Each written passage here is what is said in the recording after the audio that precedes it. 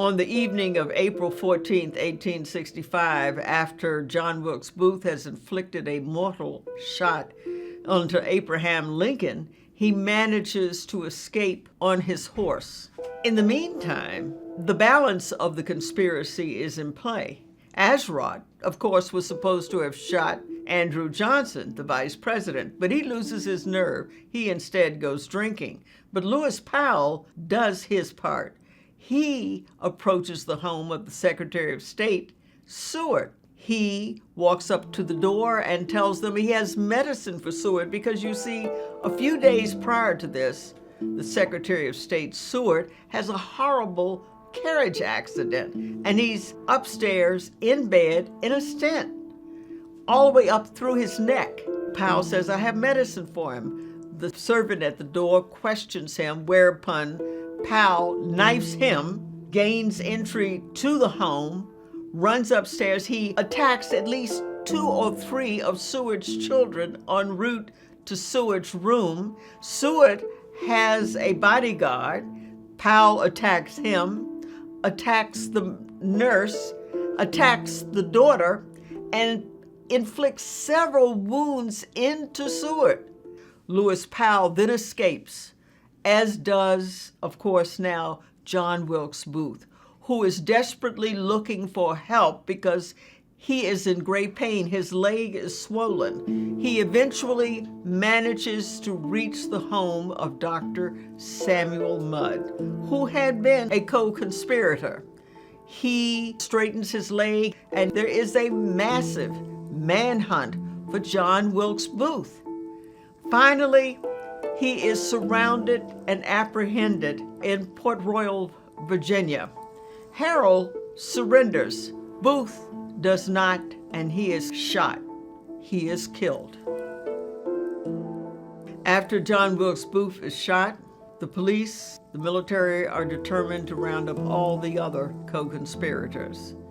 Lewis Powell foolishly returns to the home of Mary Surratt, whereupon he is apprehended, and so he's arrested along with Mary Surratt. They gather up Harold, who is with John Wilkes Booth. They gather them all up individually, each and every one. Lewis Powell, David Harold, Asrod, who was supposed to kill Andrew Johnson, and Mary Surratt are all brought before a military tribunal, as is Samuel Mudd. Those 4 are ultimately executed. They take them to what is now, I think, Fort McNair, right? It's in Washington, D.C., and the world watches as they are hung. The others are incarcerated until ultimately some are pardoned by Andrew Johnson. Mary Surratt, the mother of John Surratt, the owner of Surratt's boarding house, was without a doubt a co-conspirator in the effort to kidnap Lincoln. Some question whether she was a co-conspirator in the effort to kill him.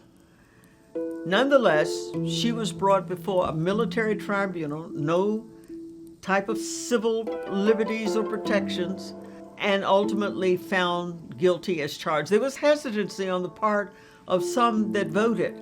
A woman, uncertainty about her role, but nonetheless, she was convicted. The lawyer identified to defend her, reluctantly the lawyer, but a unionist himself, was a gentleman by the name of Frederick Aiken.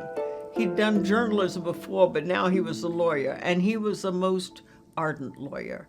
He explored every possible legal remedy that this military tribunal determined for the outcome, predetermined the outcome. He did everything, and ultimately he did not prevail. Mary Surratt was hung. He was so devastated by this process, he gave up the practice of law, returned to journalism, and became the first city editor of a newspaper, a brand new newspaper called The Washington Post.